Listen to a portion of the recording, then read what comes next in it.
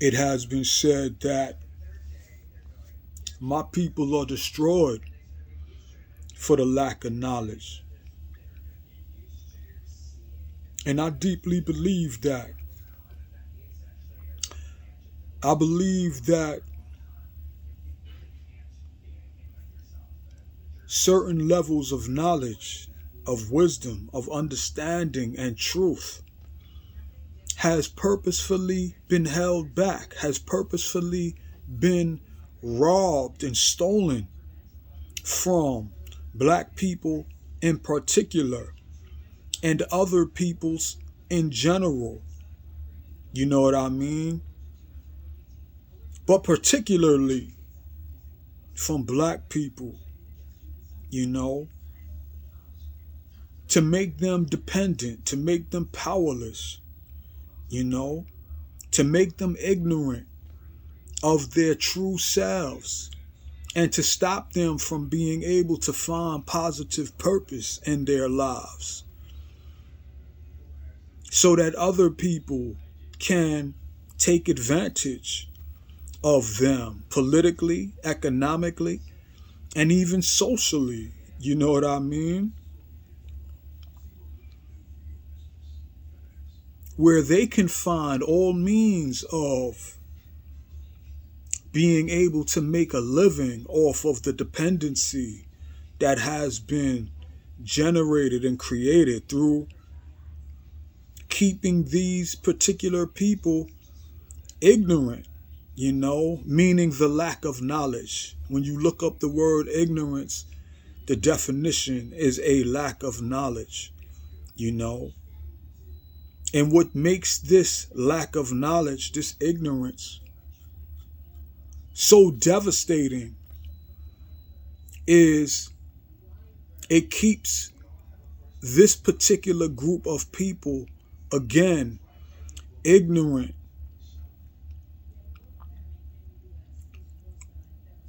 of their most positive purpose, dependent upon others to do for them what they are incapable of doing for themselves in that ignorant state. You know what I mean? Incapable a lot of times of going into business and maintaining businesses for themselves and for their kind, you know, in their neighborhoods. So a lot of times in our neighborhoods, we have no real vested interest in our neighborhoods. We don't own the businesses. We don't own the real estate.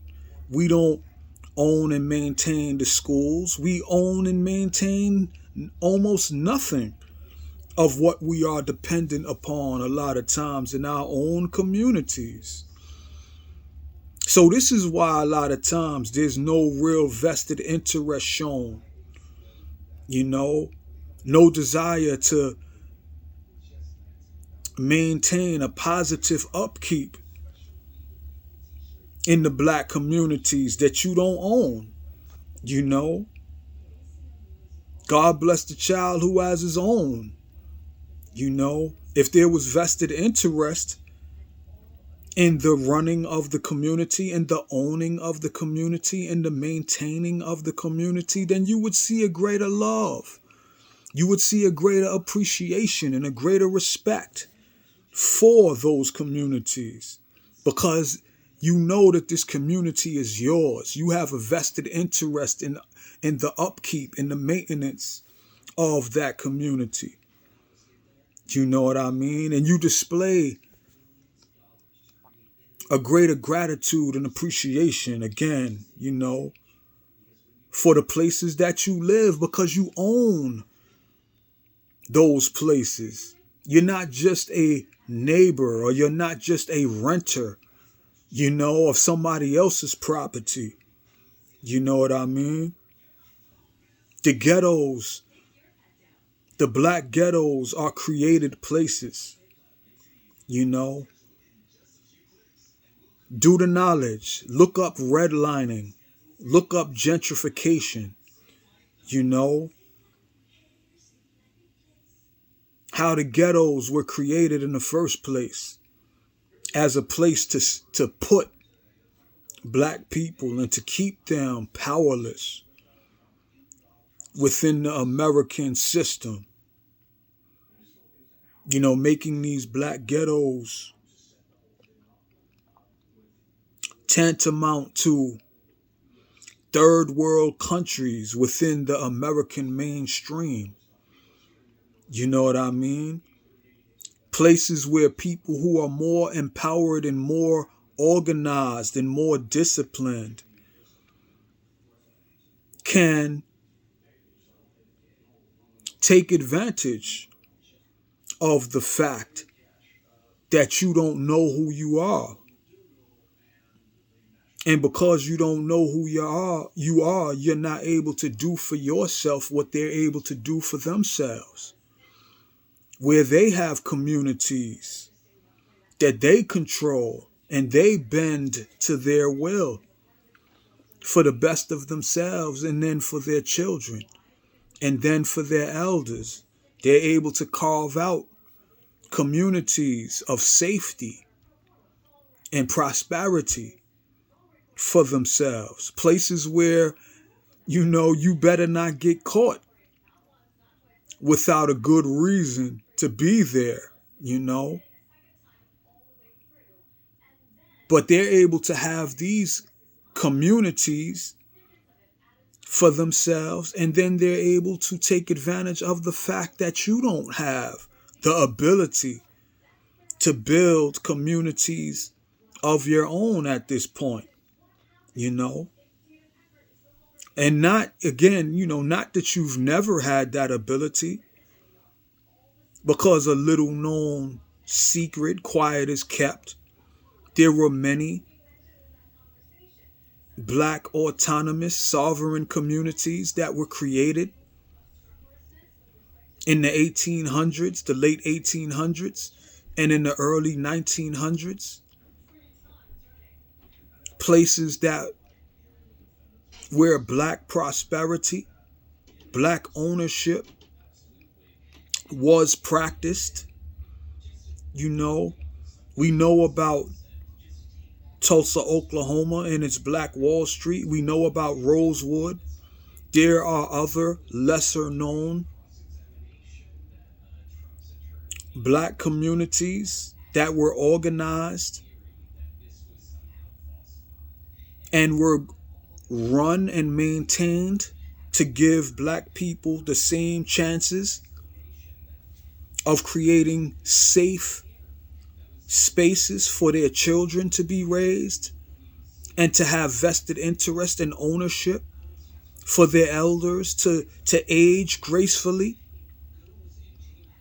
and not be afraid for their lives from the outside or the inside. You know what I mean?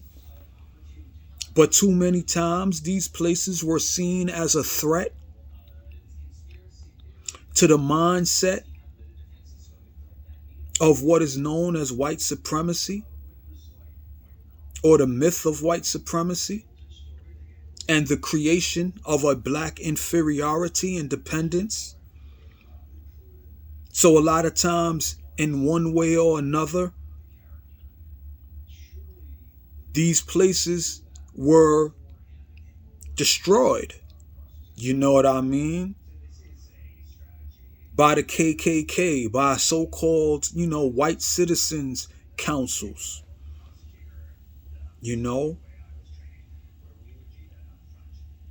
A lot of times these other groups couldn't live in a world where black people were showing themselves to be independent, to be self-loving, to be self-concerned, you know, and prosperous. So a lot of times, again, you know, justifications were found to destroy these black communities in different parts of the country. That showed and proved that white people are not, superior, by nature or by the color of their skin.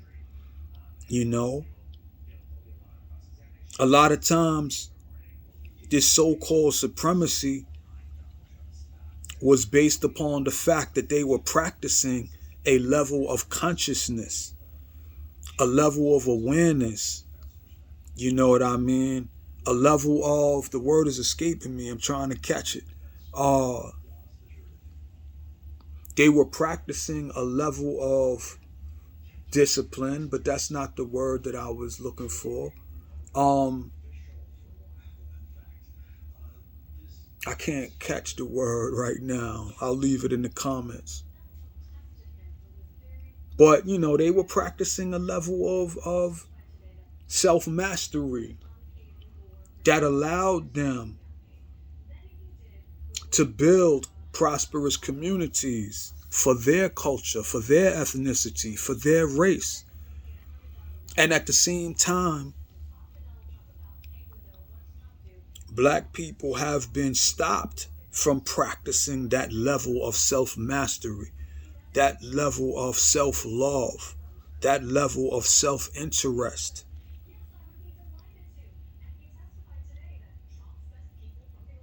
To be able to raise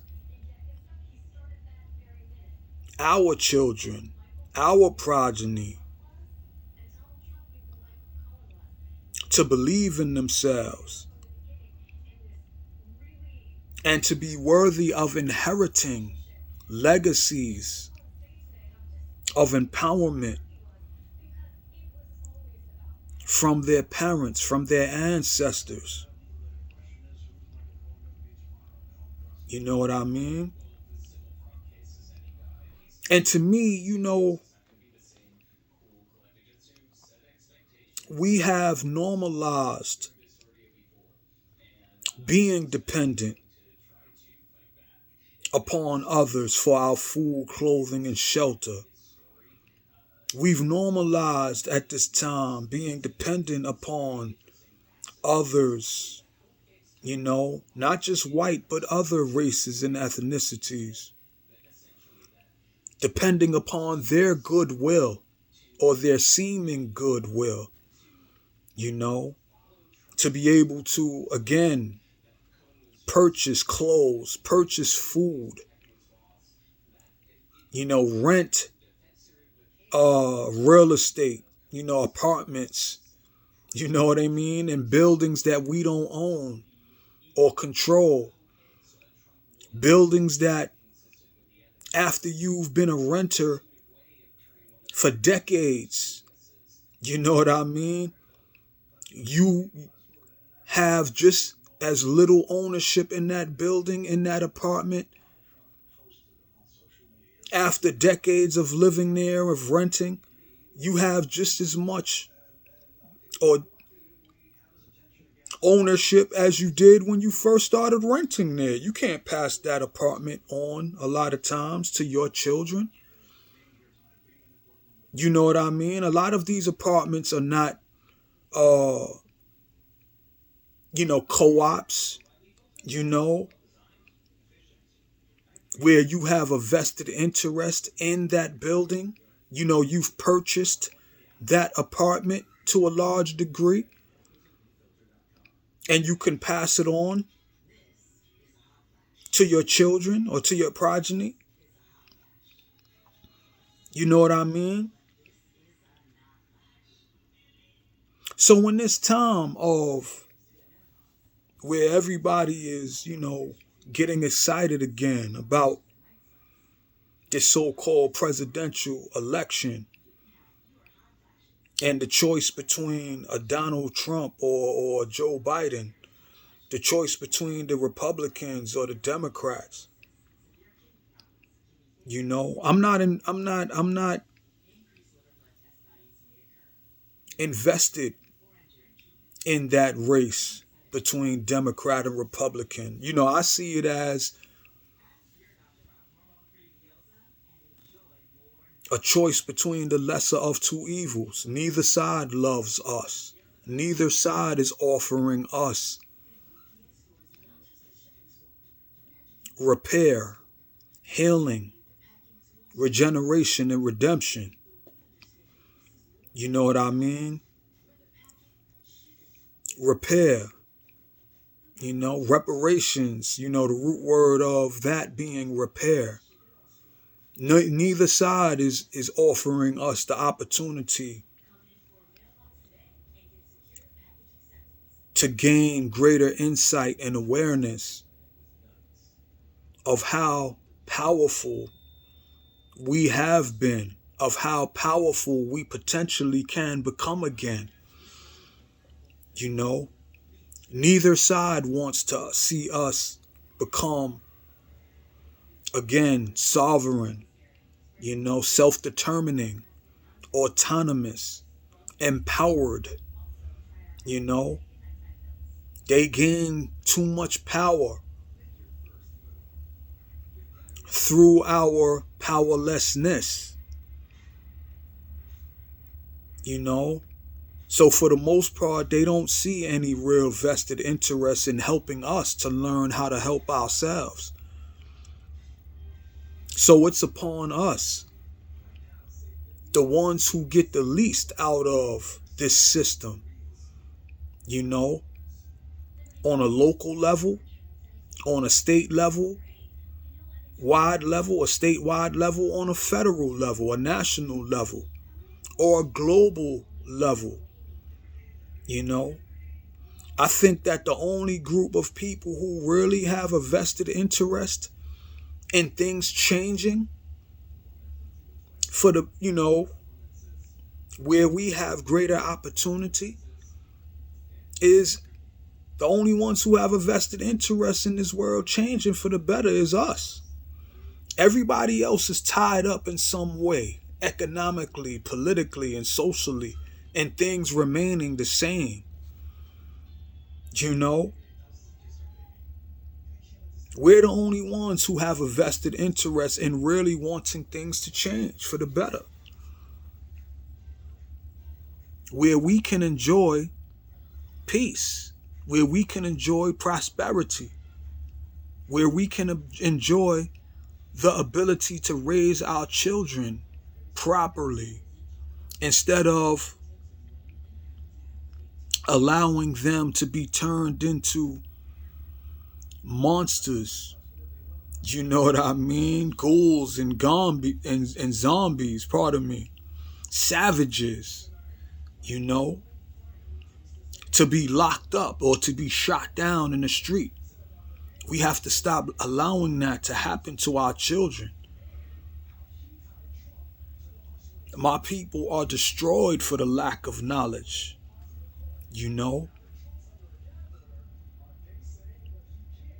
Our people deserve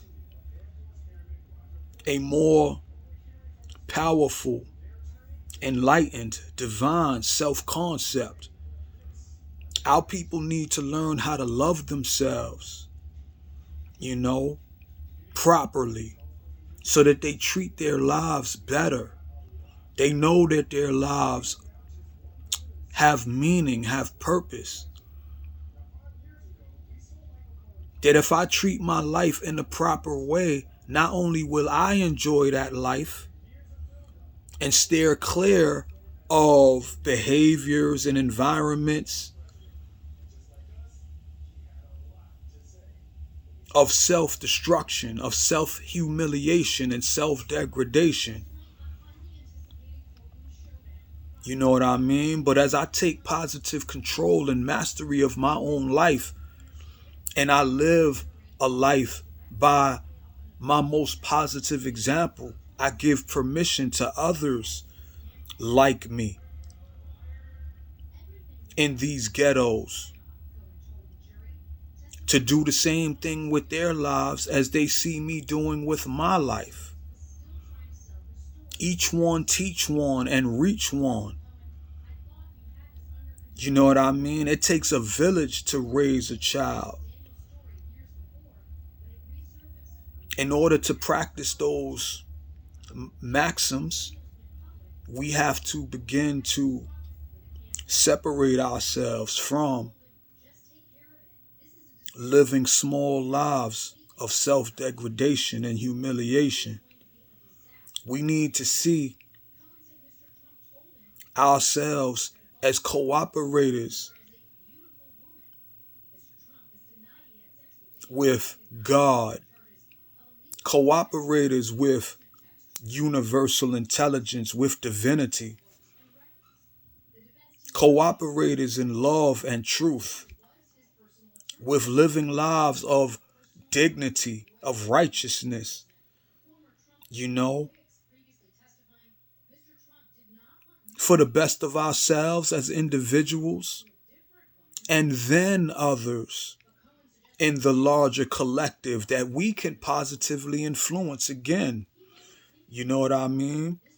So that's that choice in the middle of trying to figure out which evil is the lesser. You know what I mean? Evil is evil. You know what I mean? It doesn't matter that this evil appears to be lesser than that evil. You know? And let me state for the record, I do believe that, things of course have been changing, but I do believe that the same rights that other groups have successfully taken advantage of to carve out the little Italies, the Chinatowns, the little Koreas, and, you know,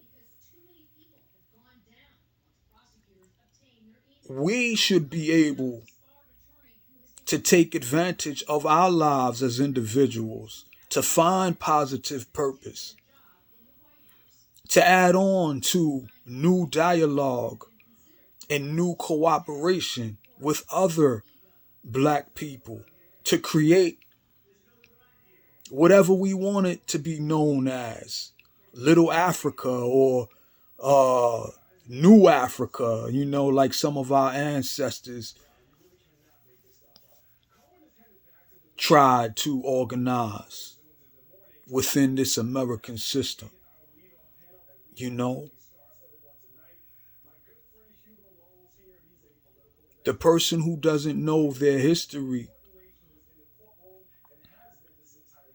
is like a tree without roots, as the saying goes.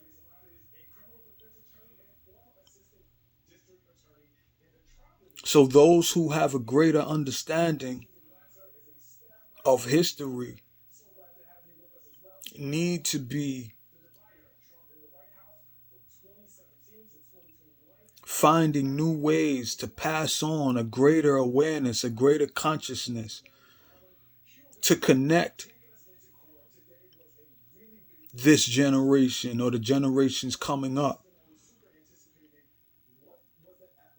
to the history, the positive history, the empowering history, you know, of who their people have been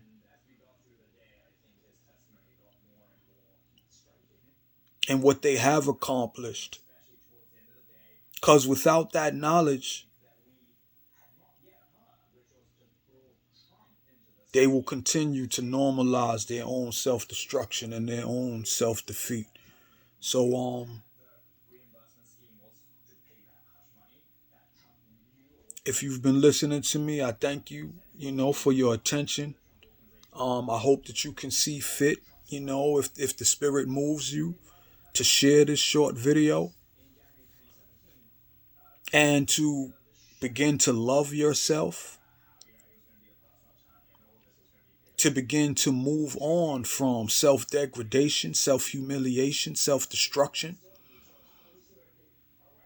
It's been said in the past that hurt people, but healed people heal people. I hope that you will begin to take on the responsibility of healing yourself from any habits, from any thought process that has you participating in your own hurt your own self-degradation again, your own self-humiliation. You know what I mean? You deserve to love yourself. You deserve to believe in yourself. And you also deserve the right to begin to share that consciousness, that practice with your children, with your neighbors. You know what I mean? With your loved ones, with your associates. So peace and elevation to the family.